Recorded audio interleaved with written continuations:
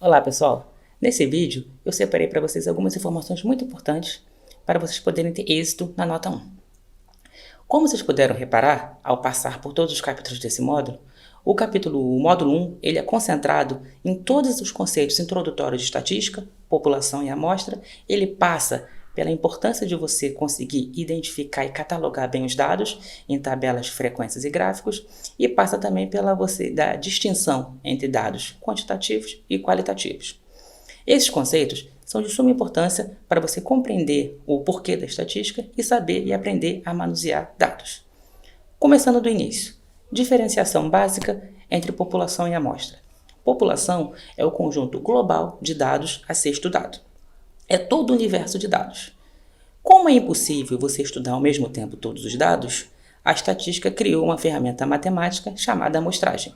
A gente remove um extrato dessa população, uma parcela menor, que a gente vai determinar e nomear como amostra, vai estudá-la, identificar o seu comportamento e vai inferir que esse comportamento pode ser replicado para a população. Ou seja, população é o geral e a amostra é um pequeno extrato removido dessa população, de modo que a gente consiga simplificar nosso estudo e consiga inferir que a população teria o mesmo comportamento. Como vocês viram também nos capítulos, nós temos dois tipos de dados, os dados quantitativos e os dados qualitativos. Os dados quantitativos são os dados numéricos, são os dados passíveis de quantificação, como, por exemplo, peso, idade, altura. São variáveis que a gente consegue controlar de maneira numérica. Já existem outras variáveis impossíveis de serem quantificadas numericamente, que são as variáveis qualitativas. Como o nome já diz, são qualidades, são subjetivos. Ou seja, se a gente quiser fazer uma pesquisa sobre gênero, etnia, a gente vai estar adotando dados qualitativos. A gente está separando entre homens e mulheres numa pesquisa, está separando pessoas de diferentes países, a gente está atribuindo qualidades para separar o nosso estudo. Dados quantitativos passíveis de serem quantificados numericamente e dados qualitativos são apenas qualidades. Após esses capítulos, vocês identificam a importância da obtenção de dados. Os dados são obtidos através de questionários e observações. Você precisa reconhecer um processo, dominar a sua atuação para poder selecionar bem os dados. O tratamento dos dados precisa ser feito de maneira bem cuidadosa. E para tal, a gente usa a catalogação através de tabelas de frequência. Tabelas de frequências são aquelas que organizam os dados por ocorrência. Nós temos os dados em questões, alinhados, e temos também as respectivas frequências, ou seja, as suas repetições. A gente cataloga os dados em tabelas de frequência para poder identificar tendências, que variável se sobressai em detrimento de outra. Uma outra forma de expor esses dados estatísticos é através de gráficos. Gráficos nada mais, nada menos é do que a exposição gráfica dos dados da tabela. Todo gráfico de frequência, toda tabela de frequência vai dar origem a um gráfico. Esse gráfico pode ser em gráficos em formato de histograma, você pode medir a quantidade em intervalos de tempo fixo, você pode também fazer um gráfico de bastões, como foi visto também no conteúdo programado estipulado para vocês.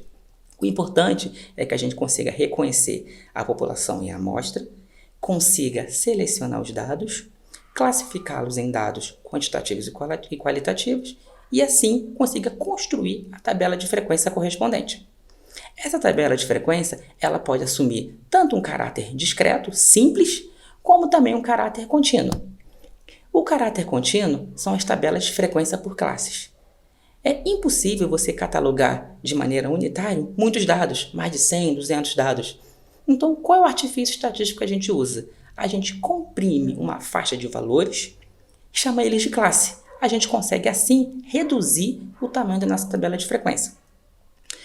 Por fim, um conceito muito importante para vocês para essa nota 1 é o conceito de amostragem.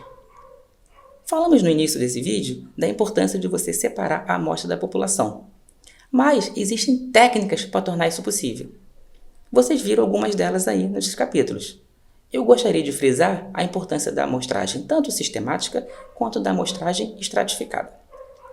A amostragem estratificada é uma seleção aleatória. Você vai escolher partes, itens da sua população de maneira fixa. Você constrói um intervalo sistemático, um intervalo fixo e seleciona os dados respeitando essa proporção. Isso te garante que você não vai escolher de maneira enviesada nenhum dado. Todos os dados terão a mesma probabilidade de ocorrência. Você consegue construir uma amostra fidedigna e realista. Uma outra forma de você construir a amostragem seria a estratificada. Existem certas amostras que possuem diversas características. E tudo que você faz é separá-la em estratos, pequenas proporções. Por exemplo, digamos que você tenha uma amostra de homens e mulheres numa turma universitária. Ao invés de estudar a amostra completamente, homens e mulheres misturadas, você separa em dois estratos, o extrato feminino e o extrato masculino, respeitando sempre a proporção que eles têm na população principal. Você retira uma amostragem de proporção igual, respeitando e separando mulheres de homens.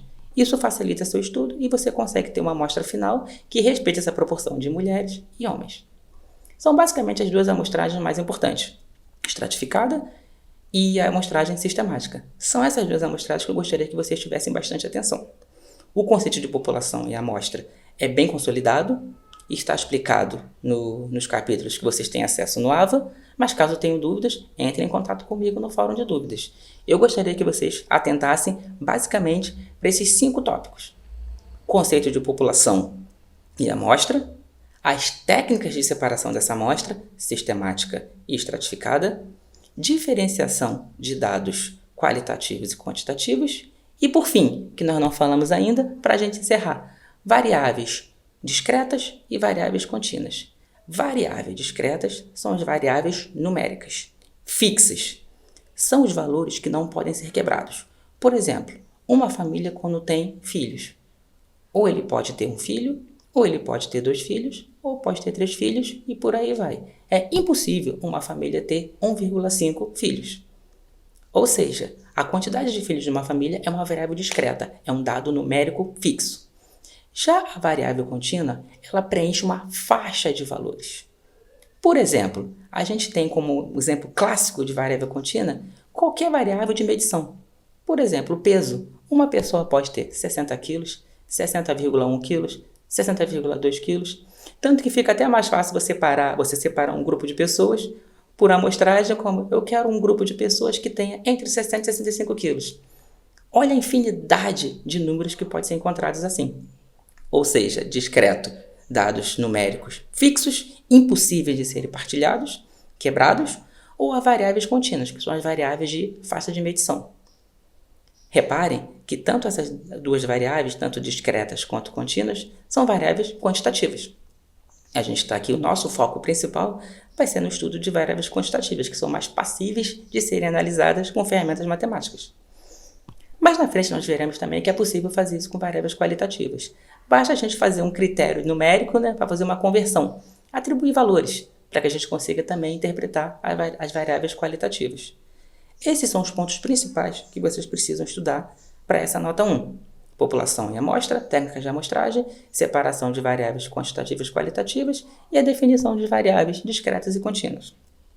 É importante também que isso está inserido nesses 4 tópicos. A capacidade que vocês têm que ter de selecionar os dados e organizar em tabelas de frequência. Tabelas que vão dizer todos os valores observados e o seu grau de repetição. Esse grau de repetição a gente chama de frequência relativa. É a forma que a gente tem de conseguir identificar que variável é mais recorrente do que a outra, o que é um importante sinalizador de tendência.